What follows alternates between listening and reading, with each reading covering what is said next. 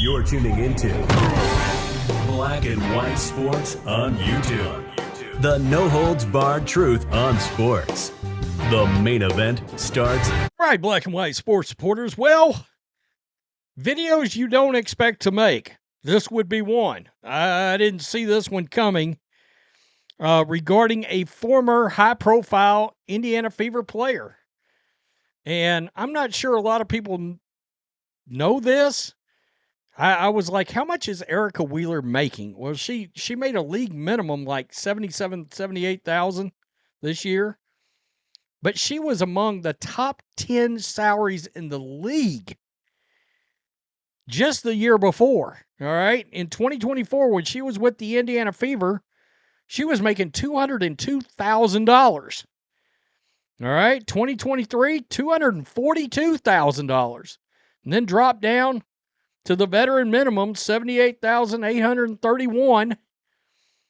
That new CBA, I believe, has a minimum of 250, if I'm not mistaken. All I got to say is, after reading this article, might want to sign that CBA. Might want to sign the CBA. Of course, make sure you're subscribed and make sure you're still subscribed. Keep it locked in. Tomorrow, the WNBA owners, the players union get together for a very crucial meeting.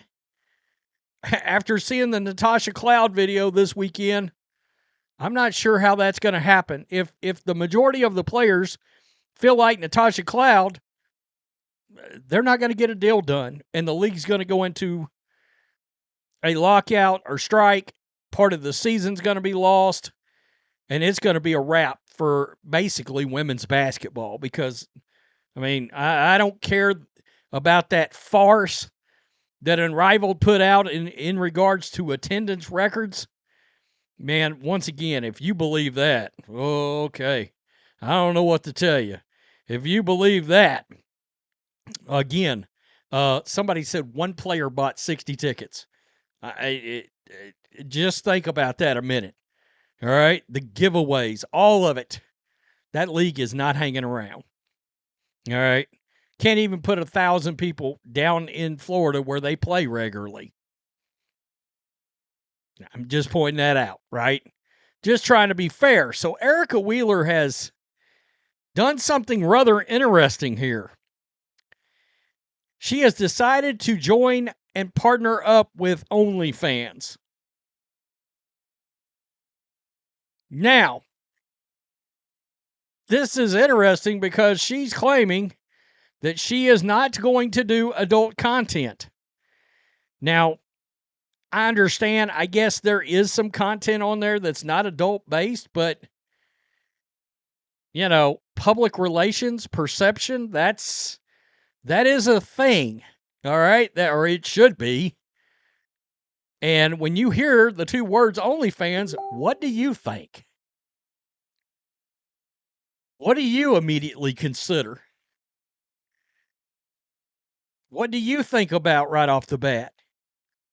Seattle Storm player Erica Wheeler has become the first ever pro basketball player to partner with OnlyFans.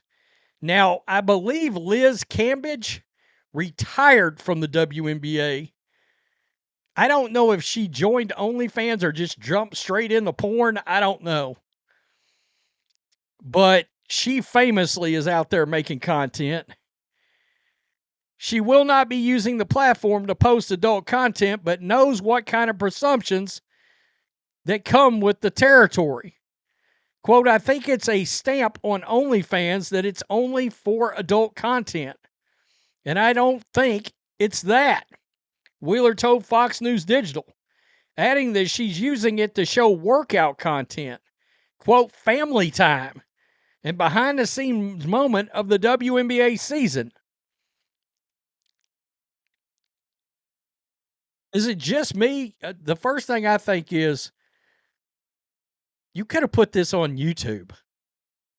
I'm just pointing that out. And by the way, she would have probably got, because of that Indiana Fever connection, she'd have gotten some subs. Quote, I want to be one of the ones to show the world that it's not just about adult content. Wheeler, 34, said she, quote, absolutely not received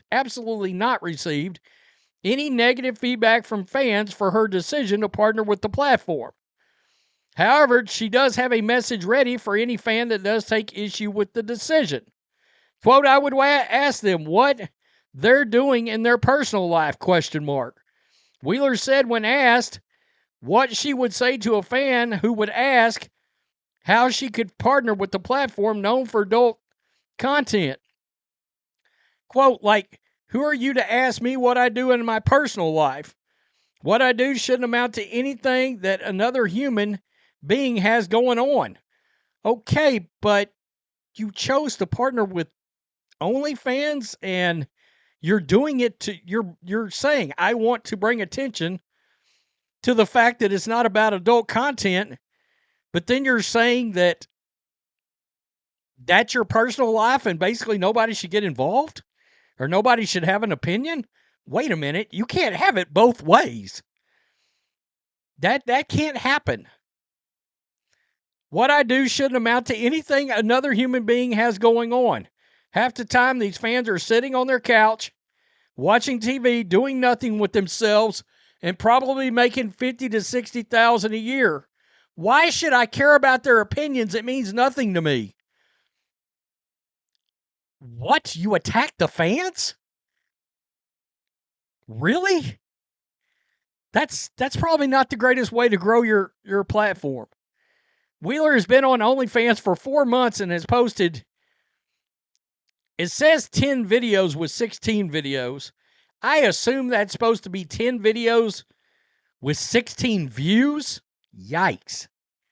She has only amassed 20 total likes at the time of publication, but she said she is planning to publish her proudest video this upcoming week, which is a video spreading awareness about cervical cancer.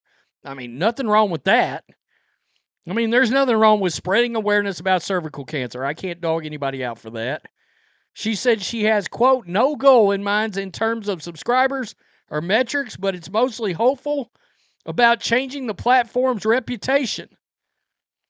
Along the way, she expects other WNBA players would join her on that mission. The announcements will come soon. You'll find out real soon, she said of other players partnering with the platform, adding that it's an 1,000% probability. He goes on to talk about the fact that she came from Rutgers and to the Dream, Liberty, Fever, and she's pretty well liked, I know, among the Fever fan base.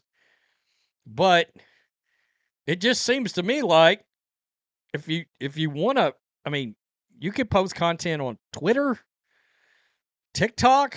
I don't recommend it, but YouTube, if her goal is to make extra change out of it, YouTube combined with a podcast would be the way to go there without the stench of OnlyFans being on you. I mean, that's the only thing I would question in all this is why even go there? Now, she said she's partnering up, which means I assume that's a sponsorship.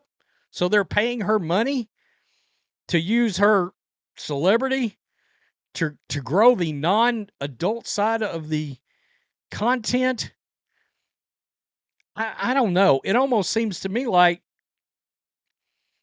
why wouldn't OnlyFans start a second platform, use the infrastructure you got set up for the adult side, and roll it over to the non-adult side and call it something else? And then if you want to use your platform, OnlyFans platform, to promote the non-adult side of your other company that has nothing to do with adult content, okay, I guess I can see that.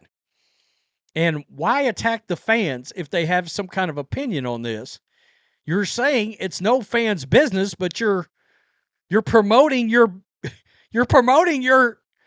personal business out there, and you want them to engage, but you don't want them to have an opinion.